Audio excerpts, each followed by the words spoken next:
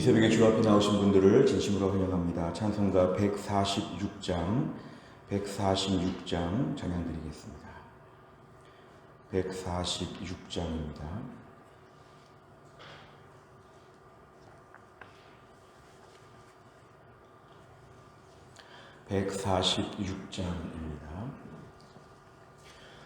저 멀리 푸른 언덕에 그 십자가 위에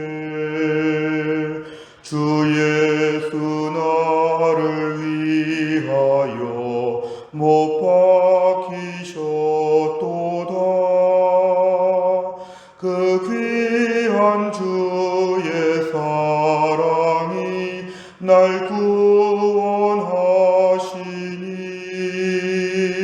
그 사랑 나도 본받아 주 위에 힘쓰리. 그 흉한 십자가에서 한없는 고통을 이 세상 사람이 하여 당하신 것일세. 그 귀한 주의 사랑이 날 구원하시니 그 사랑 나도 본받아 주 위에 힘쓰리. 그 흘린 보배 피로써 날 속량했으니 저 하늘 문을 여시고 날 인도하시리. 그 귀한 주의 사랑이 날 구원하시니 그 사랑 나도 본받아 주 위에 힘쓰리.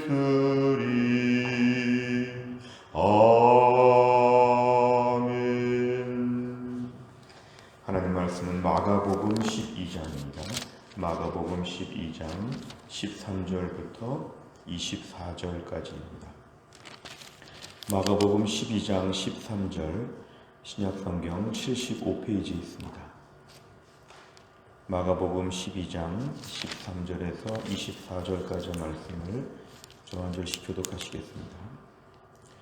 그들이 예수의 말씀을 책잡으려 하여 바리새인과 헤롯 땅 중에서 사람을 보내매 와서 이르되 선생님이여 우리가 아노니 당신은 참되시고 아무도 꺼리는 일이 없으시니 이는 사람을 외모로 보지 않고 오직 진리로서 하나님의 도를 가르치심이니이다.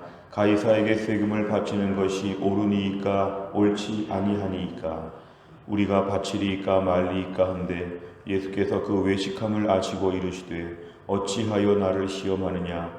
데나리온 하나를 가져다가 내게 보이라 하시니 가져왔거늘 예수께서 이르시되 이 형상과 이 글이 누구의 것이냐. 이르되 가이사의 것이니이다.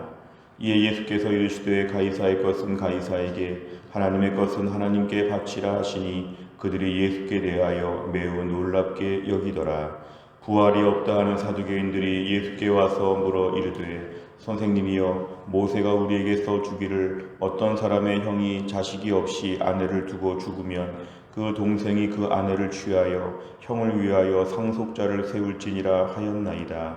7형제가 있었는데 마지가 아내를 취하였다가 상속자가 없이 죽고 둘째도 그 여자를 취하였다가 상속자가 없이 죽고 셋째도 그렇게 하여 7이 다 상속자가 없었고 최후의 여자도 죽었나이다. 7사람이 다 그를 아내로 취하였으니 부할 때 곧 그들이 살아날 때에 그 중에 누구의 아내가 되리이까. 예수께서 이르시되 너희가 성경도 하나님의 능력도 알지 못함으로 오해함이 아니냐. 아멘. 오늘의 말씀은 예수님께서 종려주일 예루살렘 성에 입성하신 뒤에 십자가를 지시기 전에 많은 사람들과 대화하시고 설교하시는 내용을 소개하고 있습니다.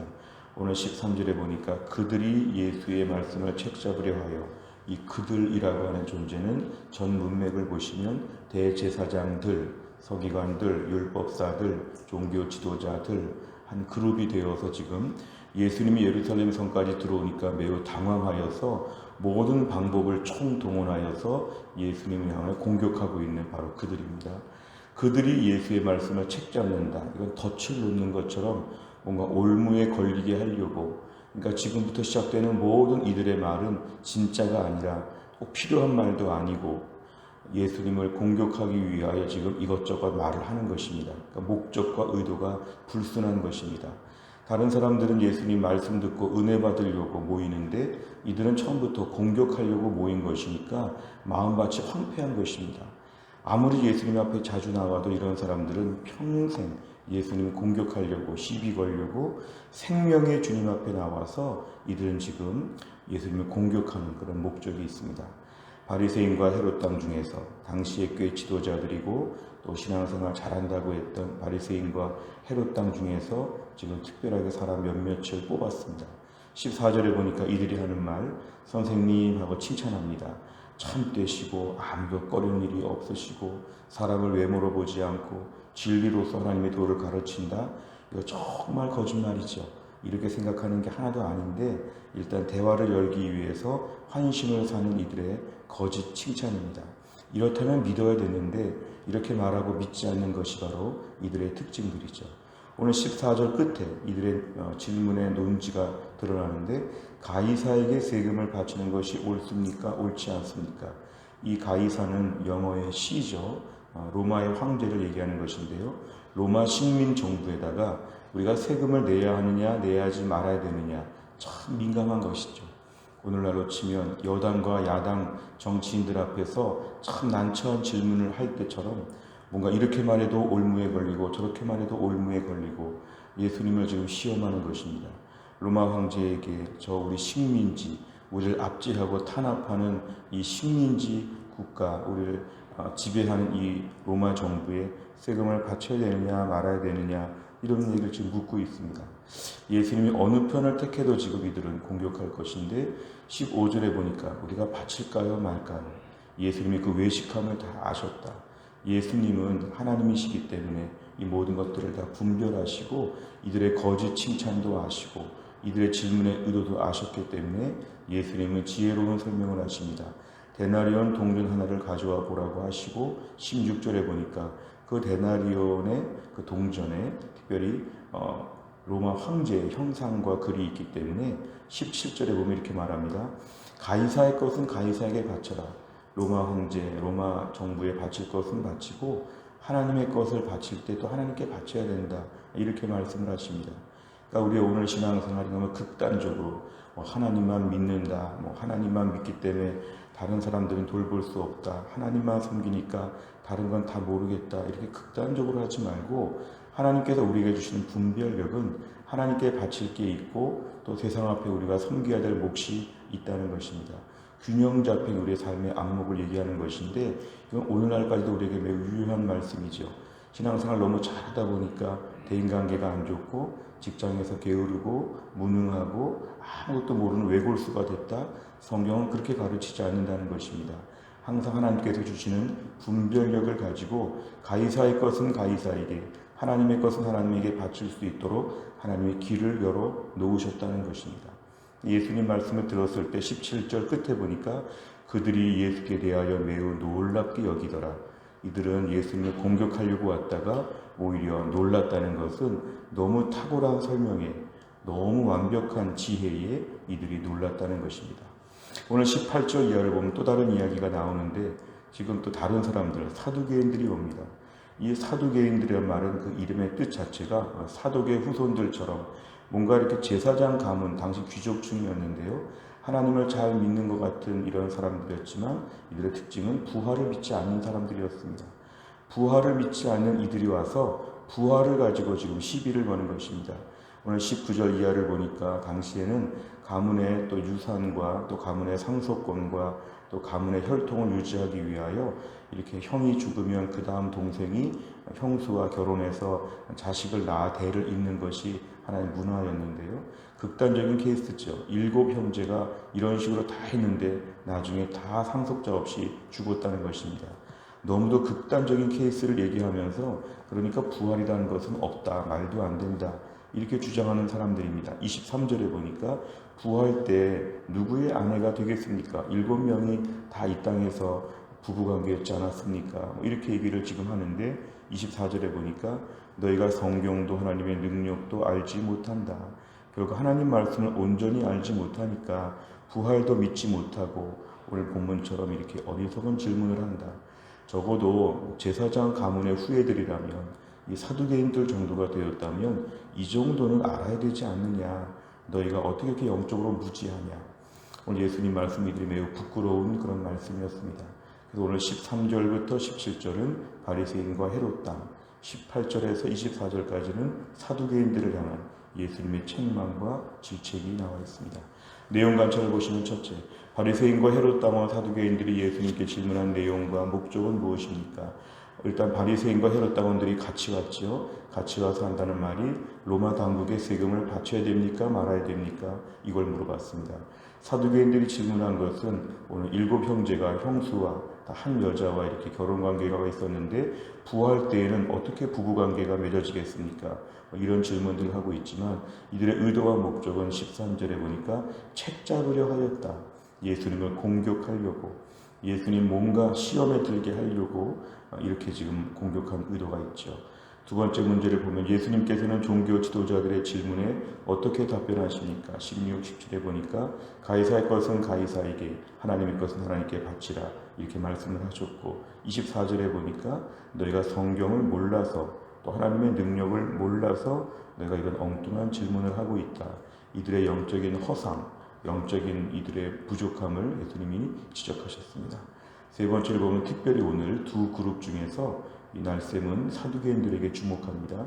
예수님께서 사두개인들을 꾸짖으신 이유, 사두개인들에게 특별히 좀 집중해 본다면 24절, 너희가 사두개인들 너희가 성경도 하나님의 능력도 알지 못하고 오해한다. 결국 이들은 그렇게 종교 지도자로서의 위치를 가지고 있었지만 성경 말씀에 대하여 무지했다는 것입니다. 하나님 말씀에 대하여 무지하면서도 백성들 앞에서는 지도자라고, 종교 지도자라고 이들이 철저하게 이렇게 섰다는 것이 모순이라는 것입니다. 남들 앞에 설 때는 대단해 보이는데 실제로는 매우 빈 상태다. 특별히 말씀에 대하여 무지했다는 것이죠. 우리가 오늘 말씀을 우리에게 적용해 본다면 우리가 오늘 하나님 말씀에 대하여 꾸준히 읽고 연구하고 묵상하고 설교 말씀을 매번 소화하는 것이 우리에게 계속적인 성장을 위해서 중요합니다. 하나님 말씀을 듣고 잊어버릴지라도 결코 잊어버리지 않습니다. 사실은 심리학자들이 말하는 걸 봐도 공부한 지식이 어딘가는 있는데 끄집어내지 못한다는 이런 말도 합니다만, 특별히 영적인 지식에 있어서는 한 번 듣고 잊어버리는 것이 아니라 반드시 축적되게 되어 있습니다. 성경 말씀을 읽어도 잊어버리고 설교를 들어도 잊어버리고 이런 걸 걱정하지 않는 것은 꾸준히 말씀을 축적하면 성령께서 필요한 때에 끄집어 나올 수 있도록 역사하여 주신다. 생각나게 하신다는 것입니다. 콩나물에 물을 뿌리듯이 물이 다 밑으로 빠져버리는 것 같지만 그 물로 콩나물이 성장한다는 것인데요. 우리가 오늘 신앙생활하면서 말씀에 대한 공부, 말씀에 대한 지식이 참 중요합니다. 오늘 본문에 예수님께서 이들의 질문 매우 당황스럽고 공격적이죠. 예수님이 지금 어떻게 하든지 간에 책 잡으려고 하는 이들의 태도를 볼 때 예수님이 감정적으로 대응하셨다면 왜 이렇게 나를 괴롭히느냐, 왜 이렇게 나를 시비를 거느냐, 절대로 그렇게 하지 않으시고 하나님 말씀으로 이들을 철저하게 예수님 책망하신 걸 보면 오늘날 우리들에게서는 말씀에 대한 무장이 참으로 중요합니다. 예수님께서 사탄에게 시험을 받으실 때에도 광야에서 하나님 말씀으로 공격에 대하여 대응하셨죠. 우리가 오늘 하나님 말씀에 대하여 철저하게 무장하는 게 필요합니다. 우리가 오늘 교회 앞에서 우리 직분도 있고 신앙 연수도 있고 많은 책임이 있을 때 말씀으로 꾸준히 무장해야 됩니다. 말씀이 들어가지 않으면 다른 것으로 대응하게 됩니다. 인간적인 감정으로 대응하지 아니하고 하나님 말씀을 꾸준히 최근에 어디를 읽고 있는지, 최근에 설교의 개인적인 적용은 무엇인지, 최근에 큐티에 대한 말씀의 반응은 무엇인지 하나님 말씀으로 꾸준히 우리 자신을 연구하고 묵상하면 우리가 말씀으로 세상을 이길 수가 있다는 것입니다. 말씀이 검이 된다고 하였는데 우리가 오늘도 말씀으로 철저하게 무장하게 하여 주옵소서. 시간이 조금 날 때는 더 말씀을 공부 많이 해야 되죠. 그래서 교회 안에서 가르치는 모든 시간들, 이제 부활절 끝나고 하나님 말씀을 조금 더 배울 수 있는 과정들을 개설할 생각인데요. 우리가 오늘 계속 말씀을 공부해야 됩니다. 말씀을 꾸준히 공부해야지만 하나님 말씀에 대한 오해가 없고 하나님 말씀에 대하여 잘 알아갈 수 있기 때문에 그렇습니다. 오늘 사두개인들을 꾸짖으신 것은 뭐냐면 백성의 지도자라고 그렇게 자신이 생각하지만 하나님 말씀을 정작 알지 못하고 어리석게 질문하고 있는 이들의 영적인 무지함, 이런 것을 예수님이 책망하신 것입니다. 네 번째를 보면 거듭된 질문과 공격에도 말씀의 권위를 갖고 지혜롭게 답하시는 예수님을 보며 무엇을 느낍니까? 오늘날 우리는 하나님 말씀으로 대답할 수 있는 준비를 해야 되는데 실제로 그런 준비가 안 되다 보니까 감정적으로 대할 때가 참 많습니다. 기분이 나쁘다는 것이죠. 그리고 여러 가지 인간적으로 대응할 때가 많습니다만 우리의 부족함입니다. 네 번째 문제를 풀면서는 말씀으로 대응하게 하여 주옵소서. 꾸준히 말씀을 읽다 보면 성령께서 최근의 말씀에 대한 분별력을 주시어서 답할 수 있도록 성령께서 우리에게 가르쳐 주실 것입니다. 오늘도 우리가 말씀으로 세상을 보고 말씀의 안목으로 답할 수 있는 실력과 은혜를 갖추게 하여 주옵소서. 우리의 기도 제목입니다. 다섯 번째를 보면 세상 속에서 그리스도인의 정체성을 지키는 것이 어려웠던 적이 있다면 언제입니까? 성경의 진리를 바로 알고 하나님의 백성으로 정체성을 잘 지키기 위해 무엇을 결단해야 합니까? 오늘도 결국 말씀에 대한 집중적인 연구와 말씀에 대한 확신이 우리에게 필요합니다. 세상은 점점 더 강팍해져서 우리를 공격해 올 것입니다. 오늘 본문의 예루살렘에 예수님을 공격하는 사람들이 있는 것처럼 우리가 사는 세상에 우리를 공격하는 불신자들의 질문과 난처한 상황들이 이어질 것입니다. 이런 것이 없으려면 우리가 천국 가야지만 없어지는 것이고 이 땅에 끊임없이 그런 게 있습니다. 왜 나를 공격하느냐 이렇게 말할 것이 아니라 주여 내가 말씀으로 대처할 수 있는 영적인 실력을 갖추게 하여 주옵소서.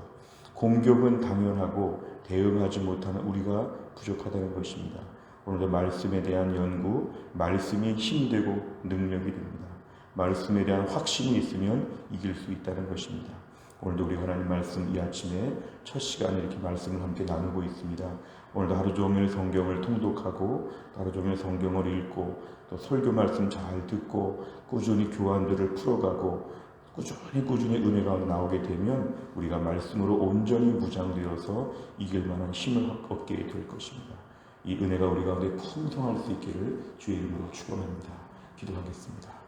하나님 아버지, 우리 예수님께서 십자가를 지시기 위하여 예루살렘에 들어오셨는데 예수님을 공격하는 수많은 사람들의 질문 앞에서 예수님 말씀으로 권위로 하나님 아버지 당당하게 대처하시는 모습을 보았습니다.